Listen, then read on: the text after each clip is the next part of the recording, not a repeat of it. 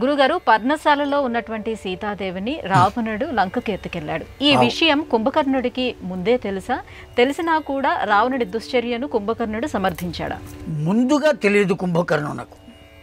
తీసుకొచ్చి అశోకవనంలో పెట్టిన తర్వాతనే యుద్ధము చేయవలసి వస్తుంది అనే సందర్భంలో కుంభకర్ణుణ్ణి నిద్రలేపాడు. అప్పటిదాకా నిద్రపోతూనే ఉన్నాడు కుంభకర్ణుడు.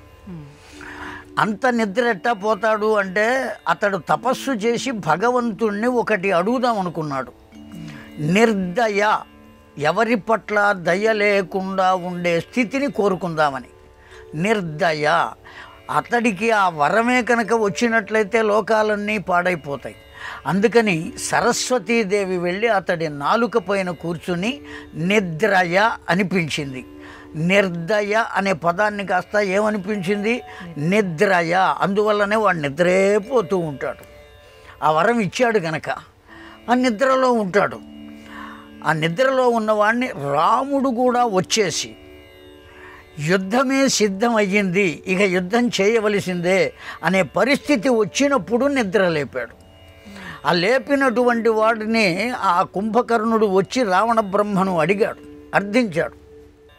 అన్నా, ఎందుకు నిద్ర లేపావు? జరిగిన విషయం అంతా చెప్పాడు. ఇలా నేను తీసుకొచ్చాను. అప్పుడు వ్యతిరేకించాడు రావణాసురుణ్ణి.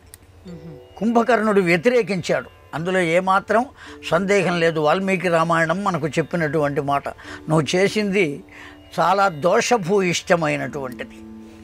త్వయం బ్రాహ్మణ వంశ సంజాతం కృపయా నిష్ఠురం వరవర్ణినీయా అపహర్తుం కామః. నీవు బ్రాహ్మణ వంశ సంజాతుడవు. అతడు రాక్షసుడు కాడండి, రావణ బ్రహ్మ. పులస్త్య బ్రహ్మ యొక్క కొడుకు విశ్రావసువు. విశ్రావసువు యొక్క కొడుకు రావణ బ్రహ్మ. పులస్త్య బ్రహ్మ అంటే ప్రజాపతులలో ఒకడు, బ్రహ్మదేవుని యొక్క మానసపుత్రుడు. అతడి తల్లిదండ్రుల వల్ల కలిగినటువంటి వాడు కాదు, దివ్య దేహం కలిగినటువంటి వాడు. అటువంటి పులస్త్య బ్రహ్మ కొడుకు విశ్రావసువు. విశ్రావసువు కొడుకు రావణాసురుడు. అటువంటి వాడవు నీవు, బ్రాహ్మణ వంశ సంజాతుడవు. వివాహము కాని స్త్రీని తీసుకొచ్చావు అంటే కోరుకున్నావు, తీసుకొచ్చావు అనుకుందాం. కానీ వరవర్ణిని, ఆవిడ వివాహం అయినటువంటి స్త్రీ. ఆఘ్రాత కుసుమం కశ్చన కామంతే.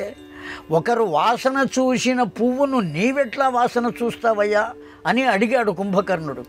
వ్యతిరేకించాడు. వ్యతిరేకించినా నీవు అన్నగారివి కనుక, నీవు చెప్పిన మాట నేను శ్రవణం చేసి అది ఆచరించాలి కనుక తప్పక యుద్ధానికి వెడతా. రాముని చేతిలో మరణించానా, ఇప్పుడే నమస్కరిస్తున్నా. రాముని సంహరించానా, తిరిగి వచ్చి నమస్కరిస్తా అని చెప్పి వెళ్ళాడు అతడు.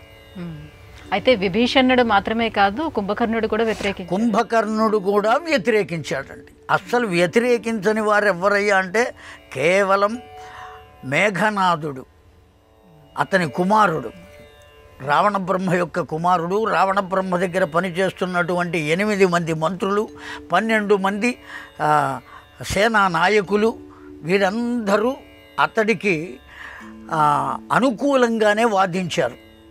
ఒక విభీషణుడు, కుంభకర్ణుడు కూడా. కుంభకర్ణుడు భ్రాతృధర్మాన్ని అనుసరించి నువ్వు చెప్పావు గనక, పెద్దవాడివి గనక నేను చేస్తాను అన్నాడు.